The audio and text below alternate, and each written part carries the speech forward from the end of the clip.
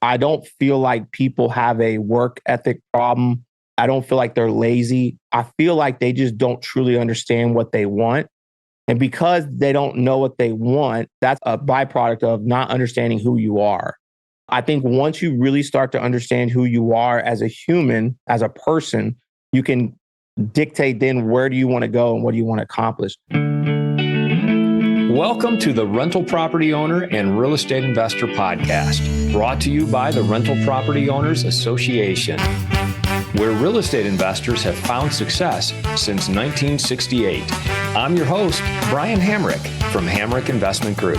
This episode is sponsored by Green Property Management, managing everything from single-family homes to apartment complexes in the West Michigan area. Find out more at greenpropertymgt.com. And RCB and Associates, helping real estate investors and small business owners navigate the complex world of health insurance and Medicare benefits at rcbassociatesllc.com. Hello and welcome to episode 436. My guest today was able to overcome incredible challenges to build a $100 million value roofing company. And today he's going to share his inspirational story. Dustin Gutkowski overcame homelessness at the age of 14 and went on to build a business empire with Results Roofing, reaching an astonishing $100 million business valuation in just 4 years.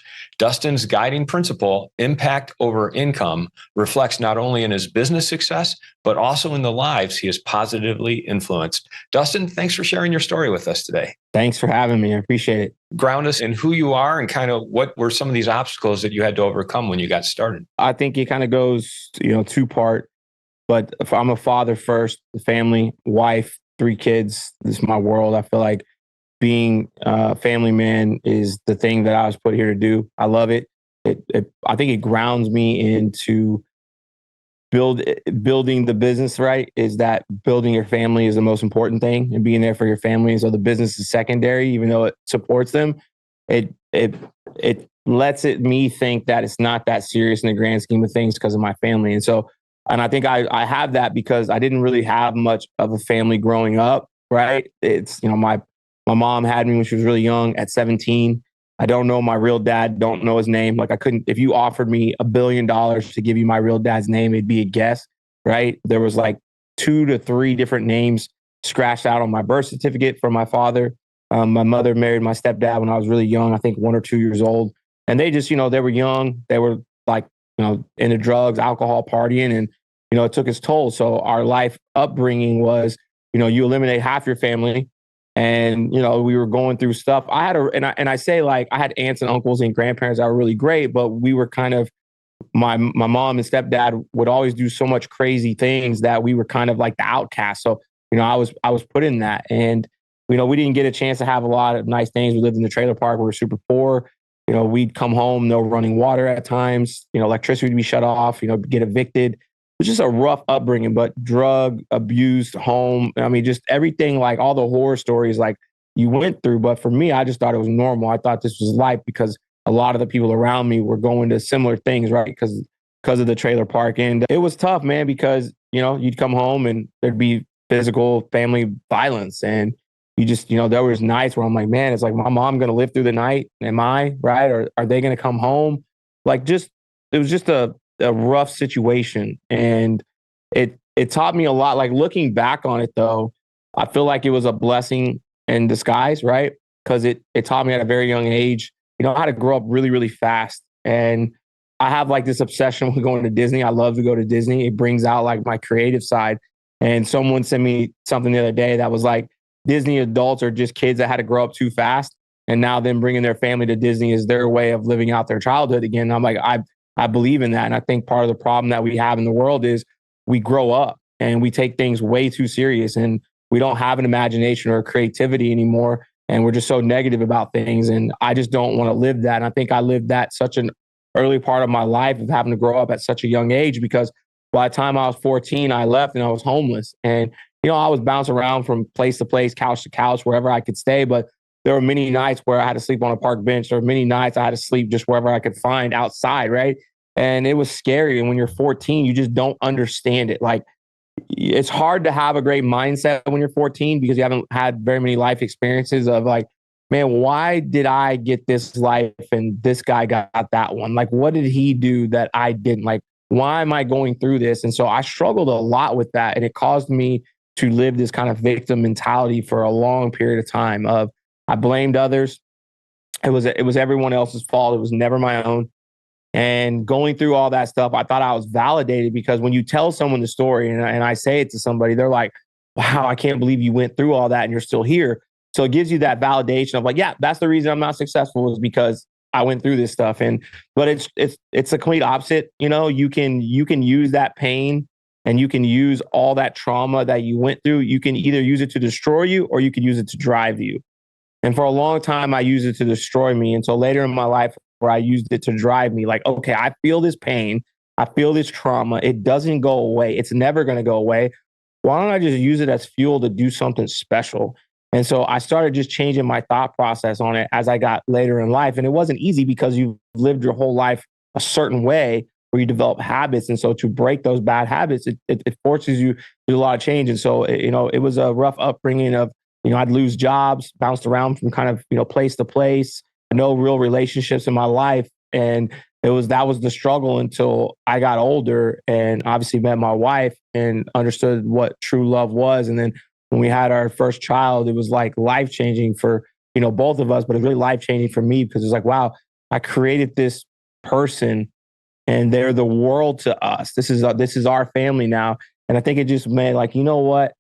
If I could go through all that stuff again 100 times over to get to this point with my family, I would do it over and over and over to be here because this is how much I appreciate what I have. So not having that stuff makes me appreciate more what I have. What were some of the concrete steps you took to make that transition from that blaming other people for your problems to starting to take control of your situation and build a successful company? I think we all kind of hit this rock bottom, right? We kind of hit this point in our life where we're just not happy with where we are. We're not happy with who we are. And I have a weird take on procrastination. I think it's actually a very good thing. I think procrastination is a good thing because you're wanting to do something more, but you're not quite sure. So you're constantly thinking about it, but you don't act on it. Because I think procrastination is actually your internal self telling you want more out of life. But sometimes you don't know how to get it. So I started having a lot of procrastination. Like I was a guy that always worked hard. I was always a guy that showed up. There was no problem with me working 60, 70, 80 hours a week because I felt like I had something to prove, but I still had that victim. So I started having this procrastination. And it was finally one day, which for me, I thought was kind of rock. But I had some success in the fitness industry, but nothing really crazy. Like I felt like I hadn't really accomplished anything. And I remember it was Christmas. We had our first Christmas with my son. Really, it was his second. He was born in June. And we were only able to get him one present. And I said, man, I'm becoming the father that I told myself I would never become. I promised my wife that she should stay home and raise our kid and stay home and raise our children. And here I am failing her. And I'll tell you, there was a moment I got into roofing and I was really struggling with it. And I kind of blamed, well, I wasn't trained. That's the classic answer. Like no one showed me how to do this. But, no one showed me how to be a great father, but I started to figure it out. And what I learned was that if you really want to accomplish something, you'll figure it out. You'll put in the time, effort, and resources. And so I was out door knocking because that's all I had. And at the time, we had no money in our checking account. We had just paid our bills. And my wife had called me and said, hey, we have like $300 in our checking account. Do you have like any money coming in? You're doing this roofing thing. It's a straight commission job. Like, what are we going to do?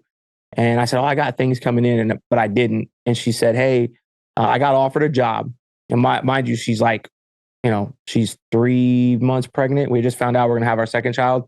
So she's pregnant. She's like, I'm going back to work. And it's not that there's anything wrong with going to work, but I just wanted my wife to be able to stay home and raise our children.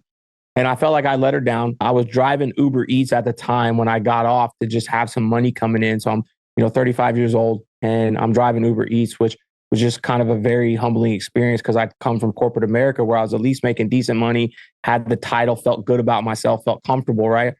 And I go knock on this door and I start talking to this guy and he just unloads on me like, you roofers, what were you doing delivering pizzas, earlier? Now you're knocking doors. And the fun fact was I was. I was driving Uber Eats, and the night before I had dropped off pizzas, and I got in my car, man, and it crushed me. I just failed my wife. I had just let myself down. And here I had spent like 3 months in the roofing, and I'm in my car just crying. Like, how did I do this to my family? Like, I became everything I said I wouldn't. And I just remember that was the lowest I'd ever felt in my life. It was really the lowest point that I had felt through all that stuff. I felt like the decisions that I've made had led me to here. It's not my mom's fault. It's not my dad's fault. It's not my family. This is my fault. I'm here right now, just me. And I said, I need to make a change. I have this problem. Let me just focus on solutions. Like, okay, there's a problem, but what's the solution? What can I do right now to fix this? I need to focus on getting better. Man, it was the craziest thing. I literally sat right there, wiped the tears away, started watching these YouTube videos on roofing sales. But roofing sales is the same as every sale, like in life, right? It's getting to know people. Obviously, they have a problem, you provide a solution. And so I said, I'm just going to go do this. And I got out and started knocking doors. I noticed it was getting better and better. By the fifth door, I had gotten, a lead, and the guy was interested and actually had a roof leak, missing shingles. And I ended up going above and beyond for him because I had time to offer. I ended up having him do his roof. He had a rental property in the neighborhood. His sister knew their neighbor, and they had one other friend. So I ended up getting 5 roofs off that one deal when I was ready to quit. And it literally changed the course of my life. And the most ironic thing about that was it was a Sunday. It was a light rain, so I shouldn't even been out, but I told myself I need to be out there to try to create something, even though I didn't. So it was that where, your hard work creates luck. It was the prime example. But in that moment, I had this lowest feeling I'd ever had. And I just said, I'm going to make the switch to, instead of focusing on problems, I'm going to focus on solutions. It's the same energy. And what can I do about I can't change what's happened to me, but I can change how I react to it. I can change what I put forth into it. And so since that day, it's been a conscious decision to not focus on problems, to focus on solutions. When I don't know something, go figure it out. No one's going to come save me. No one's going to do it for me. And that's been the real transformation, is taking extreme ownership for my choices, my decisions, my reactions to things, and not giving the power to anyone. And so when you stop blaming people, you take away power from anything and anyone, and it lies in you. And once you take ownership of it, you can also find the solution.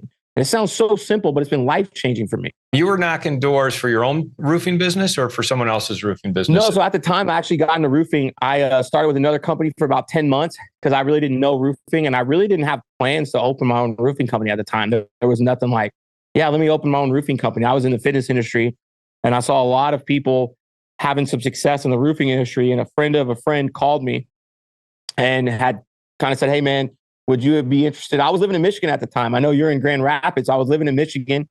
We were feeling a little homesick. We had the child. My wife wanted to move back home to DFW.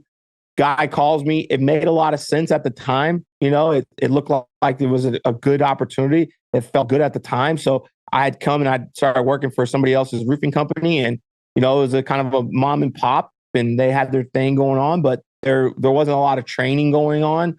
But I used that as an excuse to not have success, right? So I used that. Well, they didn't train me. So I was working for their company. I was about 3 months in. So at what point did you start your own company? And there's a big transition between being the guy knocking on doors and getting up on the roof doing the work to actually starting a successful company, because you had a really incredible transformation from the situation that you found yourself in to having $100 million business. So what was the pivotal point for that? I think it was really weird. It was not about roofing, right? And so I thought my entire passion in my life, so I had been in the fitness industry for 15, 16 years, managing gyms, anywhere from 1 location up to 30, right? And I really believed that was my passion. I'd been sold like, yeah, this is my passion. I'm gonna be all in. And so when I made that transition, it was really weird for me to leave that industry that's all I'd known. And so I worked for this company for about 10 months. And what I realized, it wasn't roofing and it wasn't fitness. My passion was, I wanted to create a legacy, and I wanted to help others around me, because what I found was I was really embarrassed about telling my story, because I was made fun of in school, and just, all that trauma just brought back old wounds. So when I told my story, I lied to myself a lot and lied to other people. It's like, oh yeah, my dad did this, but I didn't know my dad. No, I lived in this nice house growing up because I thought that's what people wanted to hear, right? And I thought people judged me for the life that I lived. And what I realized was people weren't judging me for the life I used to live. They were still judging me because I was making poor decisions now, right? And so I was about, I don't know, 8, 9 months in, about 9 months in, and I just had this realization that I had been a hypocrite. My entire life, I had been working to fulfill somebody else's vision, and I had this vision all along. But instead of me creating my vision, I was trying to take my vision and impose it on other owners. And that's why it wasn't lining up. And I thought I was better than everybody I worked with, right? I was the guy, like, if I was the owner, I'd do it this way. And I thought, if I'm ever going to prove this right, I put my money where my mouth is. And I had this like, man, it's not about roofing. It's not about fitness. It truly is about helping people. And I don't mean just helping your customers. You want to help your customers, but I want to build an environment and create this world where, people like me who didn't have a chance could come and work and have a supporting cast and have people that try to help them achieve greatness, that tried to overcome maybe some of the trials and struggles that they had. And I said, the place that I've always wanted to work doesn't exist. Why don't I try to create it? And so that was where the real vision came from. It wasn't about like, I want to create this roofing company because I have some crazy passion for roofing. It was like, I saw roofing as a vehicle to come in and provide solutions to homeowners because there was a lot of weakness in the industry. In Texas, it's unlicensed, it's unregulated, and there's a lot of bad actors. And so I said, why can't we just come in and do it the right way and provide value to people, ask them what they want, ask them how they'd like this to go, like we do in the fitness industry. So that was the part for the customers, and just give them a great experience in a bad situation. I'd like to take a moment to tell you about Green Property Management. Not only do they manage everything from single-family homes to apartment complexes in the West Michigan area, they also manage my entire portfolio. So I can tell you from personal experience that their unique flat fee management style is worth a closer look. If you feel that your property isn't operating to its fullest potential, then Green Property Management can help you take a holistic approach that will save you money, eliminate your headaches, and increase your net income. And if you're a property manager interested in applying Green Property Management's model, give them a call at 1-866-95-GREEN or visit them on the web at greenpropertymgt.com. If you're thinking of leaving your W-2 job and becoming a full-time real estate investor, one of the greatest costs you must consider is healthcare for you and your family. When I made this transition myself, I found the whole healthcare insurance process to be confusing and frustrating. That's why I'm glad I met Chad Creasy at RCB and Associates. Chad is a professional health insurance agent who helps real estate investors and small business owners understand and choose their best healthcare options. And best of all, his services are covered by the insurance company and won't cost you a dime. If you live in Michigan and are expecting a change in your healthcare insurance coverage for any reason, or losing employer coverage or transitioning into Medicare, then you owe it to yourself to contact Chad Creasy at rcbassociatesllc.com. Everything you're saying makes sense, but what were the concrete steps, like hiring employees, marketing, the processes that you put in motion to start building a company within 4 years that reached $100 million? I'd kind of studied, okay, what makes a successful company? Well, you got to have revenue. You got to have employees. Okay. Well, when I started, I'm like, I have nothing. I have zero. I have this vision in my head that only I can see. I could see it so clear. I knew we would be here one day was the plan, but nobody else is going to see that, right? So we've got to start day one. Okay, nobody else is going to believe in this vision yet. I have to make them believe in it. So I'm going to start, and I'm going to reach out to people that I knew, and I rounded up 2 or 3 guys that I was close with, and I said, hey, we don't have this yet, but here's where we're going to go, right? So I knew that my strength was sales. Right. And I knew that I could handle sales leadership, and people. I knew I had that down. But where I struggled was the books, the financial part. So we went out and found the best guy that I knew that could be a CFO for us when we were a $10, $20, $30 million company. But he really wouldn't have much to do right now. But I said, I'm willing to give you a piece of my company for where we're going. Right. So then I went out and found the guy that I knew could be, like, he was my mentor. He was a person that I knew that I could trust and that could help me with the same things that I was great at. Because I knew once we grew to a certain level, I wouldn't be the only one that was able to handle the sales and the leadership. So I went out and got him, same thing. Then I found the most structured, disciplined, system process person that I knew and did the same thing to him. So I had 3 people that I knew within 12 to 24 months would help us when we got to where we were going. So then I started with the end in mind. Where do I want to go? And then now let's reverse engineer it. So then day one was like, no one's going to believe in this vision. So I have to go prove them why they should. So if I can prove 1 or 2 steps on it, I can hire some people to bring on. So we had 2, 3 sales reps in the very beginning, but I knew it was going to be on me just to go out there and say, without revenue, we have no company. So it doesn't matter about having an office. It doesn't matter about having the fancy website. None of that stuff matters if you don't have revenue because you won't stay in business. So I put the utmost emphasis on let's take care of our customers first and foremost. Let's make sure we give them the best experience, because if we can create that one customer and they turn it into 2, 3, but we don't have anything else to really offer besides our time, our detail, and attention. And so I made that a focus point of we're going to only go out there and have 2 things: drive sales and take care of our customers. Nothing else matters. Like, if we fail at a system and process, who cares? We don't have a company yet. If we drop the ball on the back end, it doesn't matter. We don't have a company yet. So instead of waiting for it to all be perfect, I just said, let's go out there, grind it out.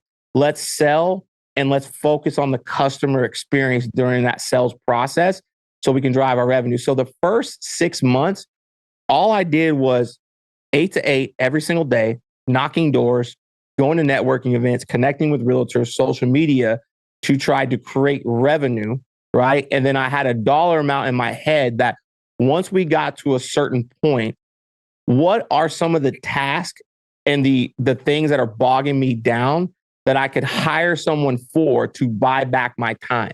So instead of taking money off the table and invest it into my pocket, I was not paying myself. I would only use my personal sales commission, no profits from the company, because I said, I'm going to invest all this money in because, again, I know where I'm going. And so I looked at who could I hire that could be, let's say, a system and process person. Like, who could help me get this job from start to finish more efficiently and better than I am? And let me invest, whether it's 4, 5, 6 grand a month into them. And then now, instead of me spending 15, 20 hours a week on that, I have now freed back up to go sell, train people, or recruit people, what my specialty is. And so I had that process every 3 to 6 months. I would really analyze where we were at. Like, okay, the profits in the organization are only, let's say, after everything, 20 grand a month. Okay, I could put that in my pocket, or I could go out and invest in people. And I had that mindset of I'm always going to invest in people. We're always hiring. Even if we're full for that position, we're hiring for where we're going. And so that was my mindset of going into it. It's like, look, don't try to create this perfect company yet. Don't think all your systems and policies and procedures need to be perfect yet, because you don't even have a company. Let's get through year 1 when most businesses fail. And at the end of year 1, let's audit, let's learn from our losses, and let's start building the sales strategy off of that, right? Or let's start building the operation strategy off that. So as we did it, we went from myself and 2 or 3 sales reps, to year 1, we had 2 or 3 operationally people. We had like 10 sales reps, and we just did that every single year, but we never took our eyes off the main thing, which is people. And that's our customers, that's our employees. And I've had this fundamental strategy is that deals pays the bills. If you don't have revenue in a company, you go bankrupt. Doesn't matter what you do. You can say you're not in sales, but if you don't have revenue, you go bankrupt. So you have to push revenue. Social media, right? Because we're in an attention-based economy. So you have to be active on social media, bring organic social media ads, content, YouTube, everything. And then the third thing is people. Attract, retain, develop talent, right? Creating an environment for people that they can come in, have a great culture, have fun, make money. And then with the people, make sure never lose sight of your customers. Like, they're the ones that make the world go round. Without your customers, there is no business, right? And so it's been a simplistic process, but I don't overcomplicate it because it's what's had a success, right? It's continue to hire for where we're going, focus on the people, the revenue, and it's worked for us. And what did it look like when you started really having success? Like, how did you know you were finally successful? And what did that look like? If I can be 100% honest with you, I really truly feel like I'm not successful right now. I had this complex that I think I'm the best at whatever I do. And I think I can beat anyone. But on the flip side, I'm literally the most insecure person when it comes to that. I feel like I've accomplished nothing. I feel like I know nothing. I feel like I have so much to learn, so much to gain. I feel like there's so many people out there that are truly better than me. And I'm just getting started or trying to get started. So I really feel like even though I went through being homeless at a young age, going to bed hungry, run-ins with the law, being homeless, losing everything, that whole journey to where I'm at right now, I'm still further away from where I want to go, right? I feel like I could be so much of a better husband, so much of a better father, a better friend, a better teammate, a better entrepreneur that if we were playing a baseball game and we're 9 innings, I'm in, batting practice. And I say that very I'm not trying to sound arrogant or down on myself. It's just, I feel like I have so much to learn because I wasted a lot of time. So I don't feel that I'm successful, but I'm thankful. People have around me told me, hey man, you guys are killing it. You guys are doing this. You've done that. And I'm very thankful for those, compliments. But on the flip side, I feel like I have so much more to do and there's so many more people I could impact and I could still be better that I don't feel like we're having success, if that makes sense, that we still have a lot to learn and a lot to grow and things that we could be better at and we could always improve. And I don't not down oh, we suck. It's nothing like that. I know we're good at what we do, but I really feel like we haven't accomplished what we should be able to accomplish as people. And we haven't developed into the people we're supposed to be yet. And so we're just not there yet. Where do you get your strength and inspiration from? I mean, do you have coaches that you work with? I mean, how do you stay on top of those feelings that you're not quite successful yet in order to not just go backward, but keep going forward? I've been talking a lot about this lately about I don't feel like people have a work ethic problem. I don't feel like they're lazy. I feel like they just don't truly understand what they want. And because they don't know what they want, that's a byproduct of not understanding who you are. I think once you really start to understand who you are as a human, as a person, you can dictate then where do you want to go and what do you want to accomplish.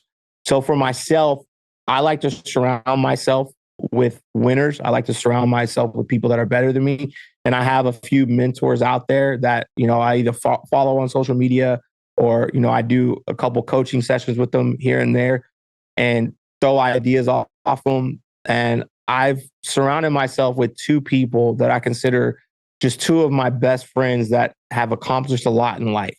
And so when I have something that maybe I'm struggling with, that I know that I can call those 2 people no matter what. And even if it doesn't benefit them, they will give me the truthful answer. And I think that's something you can't put a price on. And so it allows me to walk through some of my thought process with a trust factor and they can do the same thing to me. And I think just when you set that goal, so many of us want instant gratification of what we want next and instead of what we want long term. And so when you don't have that long-term goal, it's really easy to get caught up in the success, right? Just use a money value, a dollar value. If I start a real estate career, right? And I want to make $150,000 in a year and I accomplish that, I feel like I'm successful. I feel like I set out what I had to do. And I really think that that's where you start falling into the trap of, man, I made it, right? I accomplished what I said I was going to do. What else is there? And for me, it was I want to set these audacious goals that maybe they're almost unachievable, but it's also focused around the person I want to become that keeps me grounded in, man, I got so much more work to do. I got so many things I could improve on. I also think it's a byproduct of studying my losses. I always like to look at my losses because it shows me a hole in my game that I could get better. And so I do like to focus on them and say, okay, I could have did this better. Great. Let's work on this and move on to the next one. How would people find out more about you or get a hold of you? Social media is the easiest way. Dustin Gutkowski. It's pretty easy to find. There's not too many people with that name, but Dustin Gutkowski on all, Instagram, Facebook, LinkedIn, reach out to me. It's really easy. I'll answer. Just shoot me a message. Let's connect. What is your favorite hack or app? I love the new Manect app, Patrick Bet-David's Manect app. It's an app where you can go talk to experts in any field. And what I love about it, if you're an expert in the field, you can sign up and be like a coach, but then you can ask experts in the field questions, and you can do text or video. And it's just an incredible app, because if you're struggling with something out there or you need technical advice, there's literally the best of the best in the world are on there. You can ask them for a really reasonable price. And if you get stumped, you can even set up a call for them for an additional price, which I think is incredible. I've actually learned so much from it, connecting with experts, but also being an expert, connecting with people that maybe are going through stuff that I struggled with before. It's an incredible app. What is the name of that app? Minnect. It's Minnect.